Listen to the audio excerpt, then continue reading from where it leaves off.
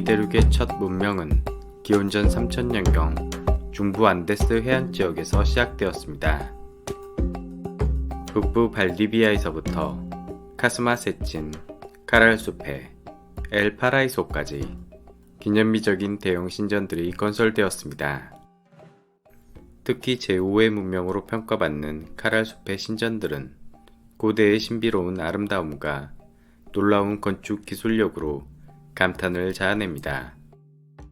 남미에서는 문자가 발명된 적이 없기 때문에 엄밀히 문명이라 칭하기에는 곤란한 점이 있습니다.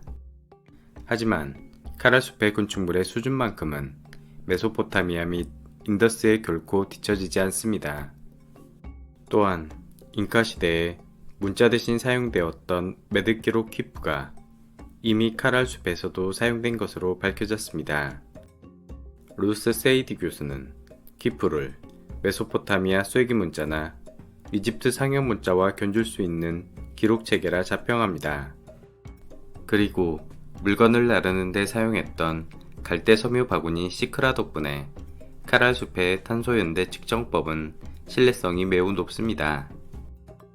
이곳 중부 안데스에서 문명이 발원할 수 있었던 핵심 성장 동력은 풍부한 해양 자원과 선박을 이용한 장거리 교역, 그리고 관계수로를 활용한 농업 생산물이었습니다. 서쪽 해안가는 강수량이 매우 적은 사막 기후지만 안데스 산맥에서 발원한 작은 강들이 오아시스가 되어 수로를 활용한 관계 농업이 가능했습니다. 사막을 종단하는 이집트 나일강에서 문명이 화려하게 꽃피운 것과 같은 원리입니다. 주민들은 보트를 이용해 멀리 해안 마을까지 교류가 가능했고, 카랄숲에는 문물 교환의 상업 중심지이자 종교 중심지로 발전했습니다. 건축물의 규모와 수준을 보건대 거대한 노동력을 통제할 수 있는 초기 군장 국가 형태였을 것이라 추측합니다. 또 하나의 문명 중심지였던 카스마세치는 카랄수페에서 북쪽 200km에 위치합니다. 카스마강과 세친강이 만나는 평야 지역에 세친바조, 세친알토, 목세케, 찬킬로, 라스알다스의 고대 건축물들이 산재해 있습니다. 기원전 3500년경 가장 오래전에 지어진 세친바조 신전은 형체가 불분명하지만 연장선을 그어보면 신전 앞에 작은 제단이 부착된 형태였을 것입니다. 2008년 학자들은 신전 바닥을 파헤쳤고 계단과 움푹 파인 동심원 구조물을 발견했습니다. 신전 벽면 일부는 보존되어 몇몇 부조작품이 남아있는데 양손에 호를 들고 있는 남성의 모습은 잉카 비라코차 신의 초창기 원형입니다. 세친바조 근처에 위치한 세로 세친 신전은 돌벽에 새겨진 부조작품으로 유명한 곳입니다. 승리를 자축하는 무기를 든 전사들과 포로의 잘려진 머리, 몸통, 팔이 돌 하나하나에 생생하게 묘사되어 있습니다. 일부 포로들은 고문의 고통에 몸을 뒤틀고 있고 잘려진 12구의 머리는 촌판틀리처럼 층층이 쌓여 있습니다. 마야와 자포텍에서 전형적으로 묘사되는 포로들의 부조 작품들이 바로 이곳 세친 지역에서 가장 먼저 시작되었음을 알 수 있습니다. 신전 내부에는 신화를 표현한 듯한 대형 물고기 채색커가 발견되었습니다. 가장 규모가 큰 세친알토 건축물은 대부분 허물어져 있으나 축구장 15배 면적에 카랄수페 피라미드의 5배 규모로 엄청난 양의 벽돌이 사용되었으며 궁전 혹은 행정 중심지였을 것이라 추측합니다. 돌무더기 언덕처럼 보이는 목세케 신전은 160m 정사각형 밑변을 가진 계단형 피라미드였습니다. 이곳 3층 테라스에서 밝은 색상으로 칠해진 대형 조각상들이 발견되었으며 눈물을 흘리는 큰바의 얼굴은 어떤 스토리를 가지고 있는지 궁금증을 자아냅니다. 언덕 꼭대기에 요새처럼 세 겹의 성벽으로 둘러싸인 아름다운 건축물 찬킬로입니다.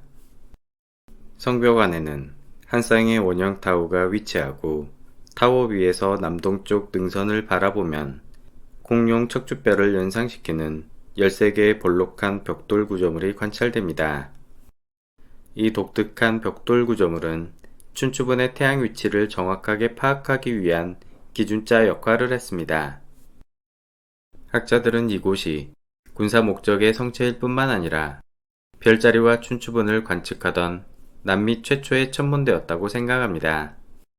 근처 허허벌판 사막에는 나스카 라인과 동일한 방식으로 만들어진 80m 크기의 지상화가 존재하며 고양이와 사람이 그려져 있습니다.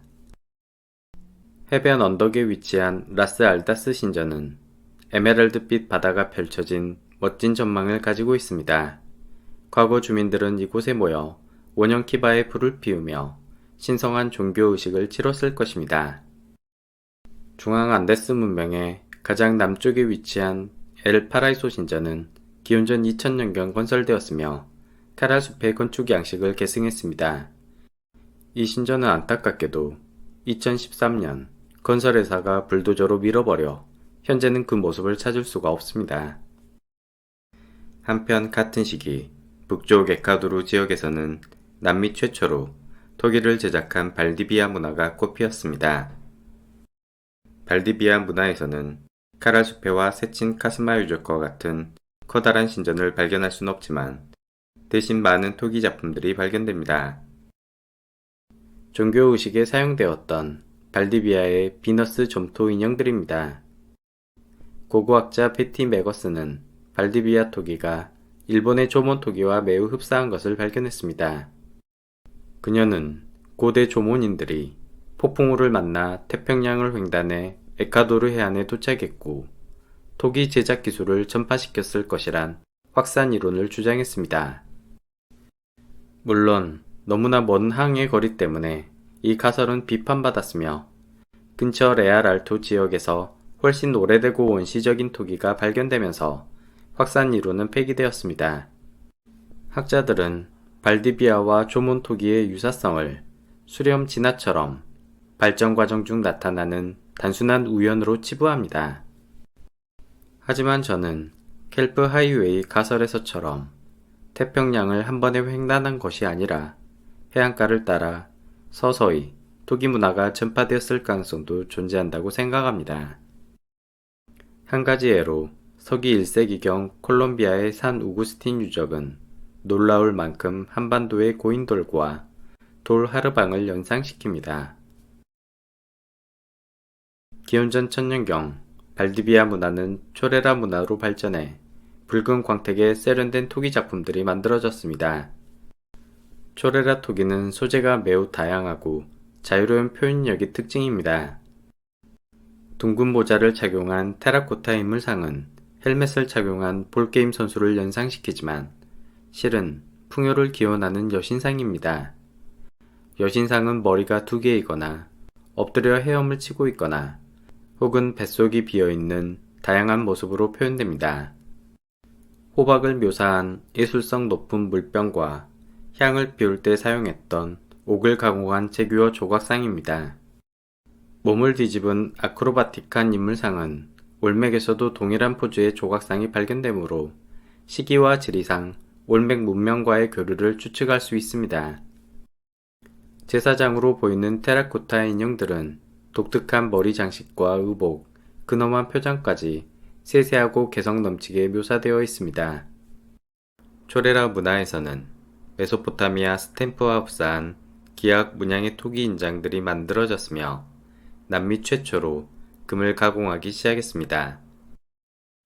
이처럼 기원전 3000년부터 1000년까지 중부 안데스 해안가에는 각 지역별로 고유한 문화가 발전했으며 서로 간의 교류와 경쟁을 통해 큰 번영을 이루고 남미 최초의 문명이 탄생할 수 있었습니다.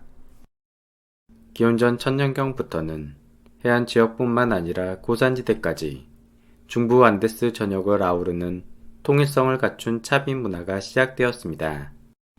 차빈 문화의 중심지는 해발 3000m 케추아 고지대에 위치한 차빈 대 완타르로 이동했습니다. 안데스 고지대는 기온이 낮고 대기 중 산소량이 적기 때문에 신체적으로 적응하는데 수천 년의 기간이 소요되었습니다. 고지대 주민들은 키가 작아졌지만 폐활량이 증가하고 헤모글로빈 수치가 상승했습니다. 일단 이곳에 적응한 주민들은 고지대의 높은 옥수수와 감자 생산력 덕분에 빠르게 문화를 발전시킬 수 있었습니다. 귀여운 라마와 알파카는 귀중한 털과 고기를 제공했고 운송수단으로도 이용되었습니다. 차빈대 우안타르 사원 중앙에는 움푹 파인 광장이 위치하며 500명가량을 수용할 수 있었습니다. 사원 외벽은 둥근 제규어 머리 조각상과 종교적인 부조 서판들로 화려하게 꾸며졌습니다. 길고 뾰족한 창을 뜻하는 란손 석비에는 제규어와 독수리, 뱀, 괴물이 혼재된 반인반수의 복잡한 도상학적 문양이 새겨져 있습니다. 학자들은 석비의 복잡하고 기괴한 문양이 아마존 밀림의 원시 종교와 향정신석 약물의 환각에 기운을 둔 것으로 추측합니다. 양손에 호를 쥔 비라코차 신의 형상은 이곳에서도 동일하게 나타나며 이후에도 남미 전체에서 가장 중요한 신으로 숭배받습니다. 차빈대 우안타르는 해안가의 초기 문명과 아마존 부족의 샤머니즘을 모두 흡수하여 새로운 종교체계를 확립했고 강력한 신정 정치를 통해 중앙 안데스 전역에 종교적 지배력을 가졌던 것으로 보입니다. 붉은색 혹은 흑색의 차빈토기는 둥그런 본체에 등자 모양 손잡이가 달린 조롱박 형태가 많으며 추상적 문양들이 새겨져 있습니다. 특이한 조롱박 형태의 물병은 건조한 사막기후에서 액체의 증발을 방지하고 휴대가 간편한 장점을 갖습니다. 예술성 높은 용기 안에는 귀한 술 혹은 마약성 음료가 담겨져 종교의식에 사용되었을 것입니다. 차빈 문화에서는 금세공에 있어 중요한 기술 혁신이 이루어졌습니다. 망치로 금을 두드려 얇은 판을 만들고 이를 이어붙이는 납땜 기술을 이용해 화려한 금세공품을 제작했습니다. 금세공품에서도 호를 진 비라코차 신의 형상이 묘사됩니다. 차빈 문화의 두 번째 중심 도시인 파코 판파에서는 여제사장으로 추정되는 무덤들이 발굴되었습니다. 40대 여성의 두개골은 편두 형태의 붉은 진사 가루로 칠해졌으며 화려한 금 장식품이 함께 묻혀 있었습니다. 또 다른 여제사장 무덤에서는 제규어 신이 묘사된 등자 형태 토기와 동물 신이 묘사된 절구가 함께 출토되었습니다. 파코판파 신전의 석상에는 제규어와 새, 인간이 혼합된 상징적 도안이 새겨져 있으며 올메게 신상과 모습이 유사합니다. 중앙 안데스를 통합했던 차빈 문화는 기원전 200년경 지진과 가뭄으로 급작스럽게 종말을 맞았습니다. 이후 지역별로 다시 분열되는 양상을 보이며 서기 600년까지 다양한 문화가 산재하는 중간기가 시작되었습니다. 다음은 중간기의 여러 지역들 중에서도 가장 대표적인 모체 문화와 나스카 문화를 살펴보겠습니다. 끝까지 시청해 주셔서 감사합니다.